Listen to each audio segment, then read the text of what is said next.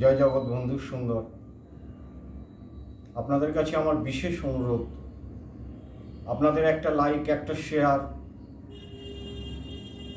আবার সাবস্ক্রাইব করলে আমি উৎসাহিত হব, এবং উৎসাহিত হলে কি হবে, আমার আরও বেশি করে এই ধর্মগ্রন্থ সম্বন্ধে আপনাদের কাছে জানাতে পারব। আপনারা একটু উৎসাহ দিন, লাইক করুন, শেয়ার করুন, কমেন্ট করুন, সাবস্ক্রাইব করুন, এটাই আপনাদের কাছে অনুরোধ। আমরা এর আগের দিন 3টে পিশাচের কথা শুনেছিলাম। আজকে চতুর্থ পিশাচের কথা বলবো। চতুর্থ পিশাচের নাম ছিল রোধক। আমি ছিলাম বাবা মা ভাই বোনদের সংসারে, চাষবাস করে খেতাম, কিন্তু আমার বড় ভাই বড় অলস। সে কোনো কিছু কাজ করতো না, শুধু টোটো করে ঘুরে বেড়াতো, আর ঠিক খাবার টাইমে এসে খেয়ে চলে যেত।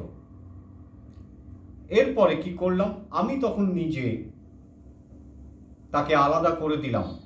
তারপরেও দেখলাম যে জমি জায়গা মা বাবা বিক্রি করে দিল,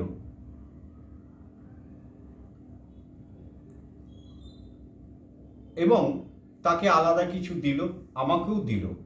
সে কি করলো, সেই জমি জায়গাগুলো বেচে খেয়ে ফেলে দিয়ে শুকোতে লাগলো। তা আমরা কিন্তু মা বাবা এদের নিয়ে সুখেই কাটছিল আমার পরিবার। ছোট ছেলে না খেতে পেয়ে কষ্ট পাচ্ছে, তাই দেখে বাবা মার বড় কষ্ট হলো। দেখুন, পাপ করলে কেউ কিন্তু ছাড় পায় না। এখানে বাবা মাও অন্যায় করেছে। কুসন্তানদের যদি সাথ দেয় না, তাকে ভুগতে হবে। আমরা কি করলো, আমার জিনিস লুকিয়ে লুকিয়ে আমার ভাইকে দিতে লাগলো, খেতে দিতে লাগলো। তখন আমি বারণ করলাম, বহু গালাগালি করলাম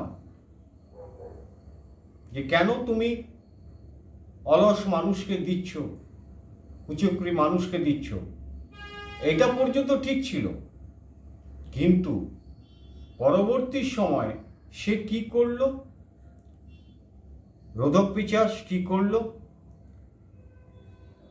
গালাগালি করলাম মাকে, এই পর্যন্ত ঠিক ছিল, কিন্তু তাদের আবার ঘরের তালা বন্ধ করে রেখে দিলাম মা বাবাকে, এবং সেখানে তারা খিদেতে তৃষ্ণাতে শোক দুঃখে আত্মহত্যা করলেন, বিষকে মারা গেলেন। তারপর আমার ভাই, কি আর বলবো, না খেতে পেয়ে একদিন সে মরেই গেল। আজ তার ফল ভোগ করছি। এইটা হলো রোধক পিশাচের কথা। তার মানে কি, তুমি বাবা মাকে বকাবকি করেছ,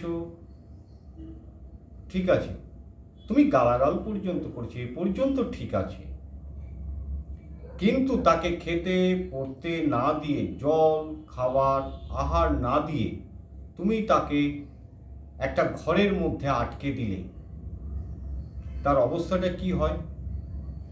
তখন তারা বিষ খেয়ে আত্মহত্যা করল বাবা। তাহলে তার গতি পিশাচই হবে। সে পিশাচজনিতে মৃত্যুর পর পিশাচজনিতে জন্মগ্রহণ করল। জয় জগৎ।